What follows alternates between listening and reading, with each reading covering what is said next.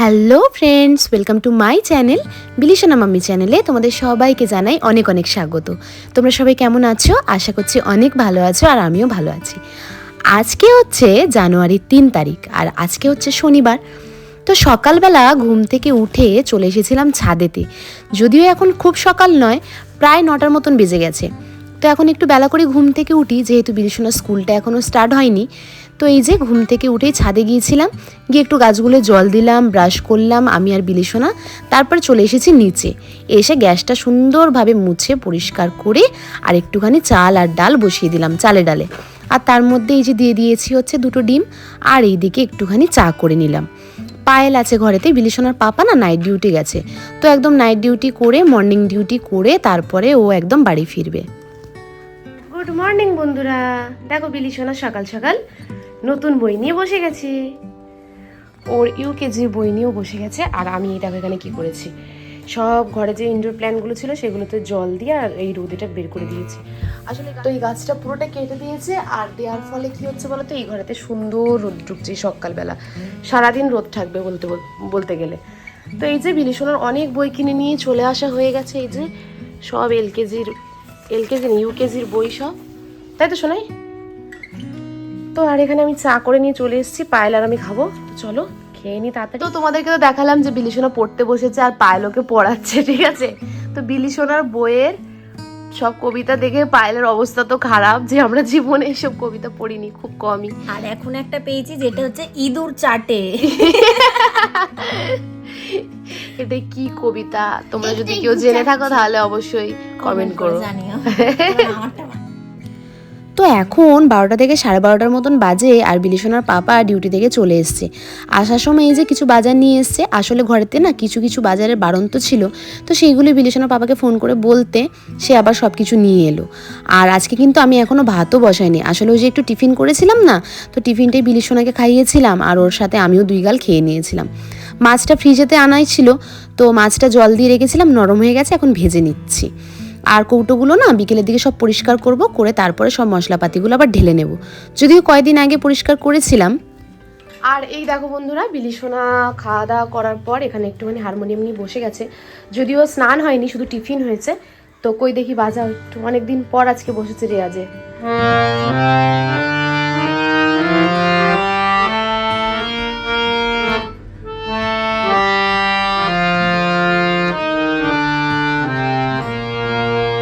খুব ভালো হয়েছে, নাও এটাই প্র্যাকটিস করো। তো ওইদিকে তো আমি ভাত বসিয়ে দিয়েছি, আর বসিয়ে দিয়েছি মাছ ভাজা। আর তোমরা তো দেখলেই বিলিশনা বসে বসে এখন গান গাইছে। তো বিলিশনা পাপাকে জিজ্ঞেস করলাম যে তরকারি আর কি করব, তো ও আবার বললো পালং শাক দিয়ে কচু দিয়ে আলু দিয়ে করো। তো আবার সেইটা করব, আমি কিন্তু সব কিছু কেটে কুটে জোগাড় করে রেখেই এসেছি। এই যে এখন সব জামা কাপড়গুলো মেলে দিচ্ছি।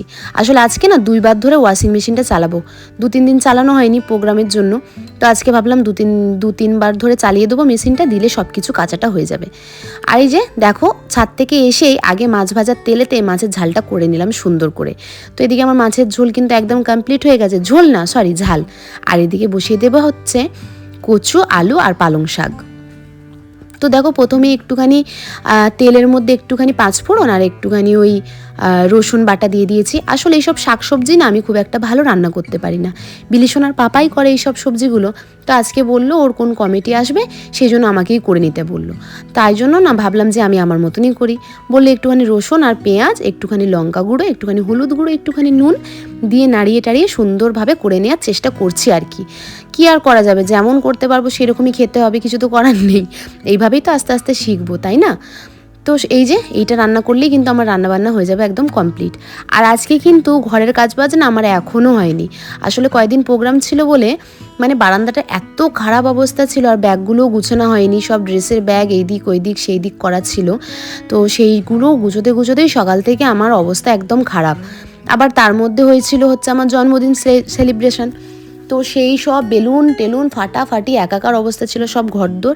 তো সেইগুলোও সব পরিষ্কার করছি, এইদিকে জামা কাপড়গুলো সব কাচাকাচি করছি। এইভাবেই আজকের দিনটা মোটামুটি যাচ্ছে। তো এই যে সবাই চলে গেছে, আর এই ঘরটা তো এখন খালি হয়ে গেছে, ওই জন্য বিলিশনাকে সুন্দরভাবে ঘরটা গুছিয়ে দিচ্ছি। হারমোনিয়ামটা না অনেক দিন ধরেই ওই জায়গাটায় পড়েছিল, এই ঘরে আসা থেকে তো বিলিশনা হারমোনিয়াম বোধহয় প্রথম বের করলো, মানে প্রায় এই ঘরেতে এসেছি 4 মাসের মতন হয়ে গেছে প্রায়। তো বিলিশন এই প্রথম হারমোনিয়ামটা বের করলো। আর এই যে আজকে সুন্দর করে চাদর টাদর পাল্টিয়ে একদম ওর ঘরটা না একদম ওর মনের মতন করে সাজিয়ে দেওয়ার ইচ্ছা আছে। আর দেখতে পাচ্ছ বিছানাতে এখনও কত সুন্দর রোদ পড়ে আছে। আসলে গাছটা কেটে দেওয়ার ফলে না এই ঘরটায় বেশ সুন্দর আলো খেলছে, বেশ ভালো লাগছে। আর পর্দাটা লাগানো থাকলে আরও বেশি ভালো লাগে, কিন্তু কি আর হবে, পর্দার তো যে ডান্ডাটা ভেঙে পড়ে গেছে, ওটা সারাতে আসবে করে এখনও পর্যন্ত আসেনি। তো দেখা যাক, বৃহস্পতিবার দিন আসবে বলেছে। এই যে হয়ে গেছে আমার দুপুরের রান্না, পাবদা মাছের ঝাল, আর এখানে পুঁই শাক দিয়ে কচু দিয়ে আলু দিয়ে তরকারি। তো চলো আর দেরি করবো না, আগে দুপুরে খাওয়াটা শেষ। হ্যালো বন্ধুরা, গুড ইভিনিং। এখন বাজে হচ্ছে 7:30, আর আমি দেখতেই পাচ্ছ রেডি হয়ে গেছি, চুড়িদার পরে নিয়েছি। তার কারণ হচ্ছে যাবো হচ্ছে ডাক্তারখানায়। আমার শরীরটা একটু খারাপ লাগছে, সর্দি ঠান্ডা লাগাটা তো ছিলই, তারপর না এই হাতে খুব যন্ত্রণা হচ্ছে, মানে বুকে হার্টের কাছ থেকে পিঠ পর্যন্ত পুরো যন্ত্রণা হচ্ছে। প্রথমে তো ভেবেছিলাম যে এটা গ্যাসের জন্য হচ্ছে, তো গ্যাসের ওষুধ খাচ্ছিলাম কয়েকদিন, তারপর প্যারাসিটামলও খেয়েছি, খেলে ভালো হয়ে যাচ্ছে, আবার 1-2 দিন পর আবার হচ্ছে। তো একদম বুঝতে পারছি না যেটা কী থেকে হচ্ছে, আর খুব সমস্যায় আছি আর কি। মানে এই হাত তোলা, কোনো কাজ করা, কোনো কিছু বা শ্বাস নিতে গেলেও না খুব কষ্ট হচ্ছে। তো সেই জন্য আজকে ভাবলাম যে বিলিশনা পাপা বললো, আমি বললাম তুমি একটা যাই হোক বলে ওষুধ নিয়ে চলে আসো। ও বললো যে না, এটা ফেলে রাখা ভালো না, এটা মাঝে মধ্যে যেহেতু হচ্ছে, তো তুমি চলো আজকে একটু ডাক্তার দেখিয়ে নিই। তো 7:30 বাজে, তো 8:20 ডাক্তার দেখবে, তো সেই জন্য বিলিশনার পাপা গেছে, এখন নামটা লিখিয়ে আমাকে এক্ষুনি টাইমিংটা বললো। আর এখানে আমি একদম রেডি হয়ে গেছি, বিলিশনাও যাবে আমার সাথে। তো আমরা এই যে দুপুরে ঘুমাচ্ছিলাম, বিছানার অবস্থা খুবই খারাপ, আর ওইটাও তো এখনো খোলা হয়নি, খুলবো না ভাবছি, শুধু খুলে কি হবে, মানে সব ফাটিয়ে দেবে, তারপরে এমনি বাইরে এদিক ওদিক পড়ে থাকবে, নোংরা হবে, তার থেকে ভালো এখানে থাক, যতদিন থাকবে, ফেটে গেলে ফেটে যাবে, তখন খুলে ফেলে দেবো।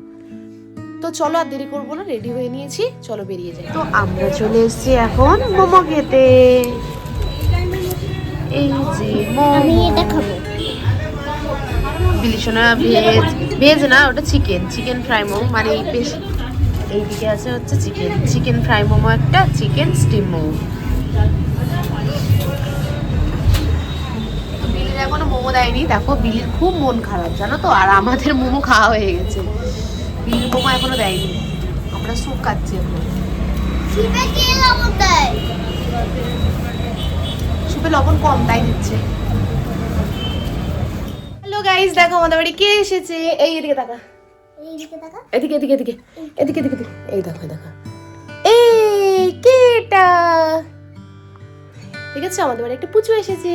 আর আমাদের বাড়ি অনেক লোক এসেছিল, পাশে একটা বিয়ে বাড়ি হচ্ছে, তো সেখানে সবাই ইনভাইট ছিল, আমাদেরও নেমন্তন্ন আছে, কিন্তু আমার শরীরটা ভালো নেই, বিলিশনা পাপা যাবে না একা, সেই জন্যে আমরা ঘরে আছি। আর ওর বাবা আমাদের বাড়ি ঘুম পাড়িয়ে দিয়ে চলে গেছে। পুগুলু এই দেখো পুগুলু একটা, আর ও উঠে পড়েছে ওর বাবা চলে যাওয়ার পরে। আর জানো তো বন্ধুরা, যেই দিন তোমার ঘরদোর পরিষ্কার থাকবে না, সাজানো থাকবে না, নিট অ্যান্ড ক্লিয়ার থাকবে না, জায়গার জিনিস জায়গায় থাকবে না, ঘরদোর অগোছালো হয়ে থাকবে, ঠিক সেই দিনই তোমার বাড়িতে চলে আসবে মেহমান, মানে কুটুম। আজকেও আমাদের বাড়িতে ঠিক সেই জিনিসটাই হয়েছে। প্রত্যেক দিন আমার ঘরদোর গুছানো থাকে। এই কয়েকদিনের প্রোগ্রামের জন্য তোমাদেরকে তো আগেই বলেছি যে আমার ঘরদোরের অবস্থা খুব খারাপ, কারণ জায়গার জিনিস জায়গাতে নেই, ব্যাগপত্র লাগেজ এইদিক ওইদিক সব পড়ে আছে।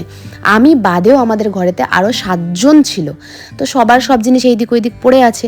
তো সব জিনিস গুছাতে মোটামুটি ঘরের রোজের কাজ আমার আর করা হয়নি, যেমন বিছানা তোলা বলো, ঝাড়টা দেওয়া হয়েছে, ঘর মোছা বলো, বা এক্সট্রা কিছু কাজ যেগুলো করলে ঘরদোরটা দেখতে একটু সুন্দর লাগে। আর ঠিক আজকেই আমার ঘরে চলে এসেছে কুটুম। তোমরা আজকে প্রমাণ পেয়ে গেলে তো, ঘর না গুছলেই কিন্তু ঘরের মধ্যে কুটুম চলে আসবে। তো যাই হোক, কি আর করব, সবাই এসেও ছিল আবার চলেও গেছে, কারণ ওরা তো এসেছিল বিয়ে বাড়িতে। আর এখানে আমি বসিয়ে দিয়েছি আজকে আমার রাতের খাবার, টেংরির স্যুপ। তো সকালে ছিল মাছের ঝাল, আর আছে হচ্ছে একটুখানি ডাল, আর এখন আমি একটু করে নিচ্ছি হচ্ছে টেংরির স্যুপ। তো এই যে মাটন টেংরির স্যুপ দিয়ে বিলিশনার পাপা আজকে খাবে রুটি, আমাকে বলেছে, তো সেই জন্যই আমি আবার রুটি করে নিলাম। তো এই যে আবার একটু আলু ভাজাও করেছি বিলিশনার জন্য, উনি আবার আলু ভাজা দিয়ে খাবেন। আর এই যে আলু ভাজা, এই যে গুড়, আর এদিকে হচ্ছে রুটি। আর আর আর তোমাদেরকে দেখায়, দাঁড়াও, এখানে চলছে হচ্ছে গোপাল ভাঁড়, আর শুয়ে আছে বিলিশোনার পাপা। আর আমাকে আজকে ডাক্তার কত ওষুধ দিয়েছে, দেখো এক গাদা ওষুধ দিয়েছে, মনে হচ্ছে এই ওষুধগুলো না খেলেই আমি মরে যাব, এমন একটা ব্যাপার।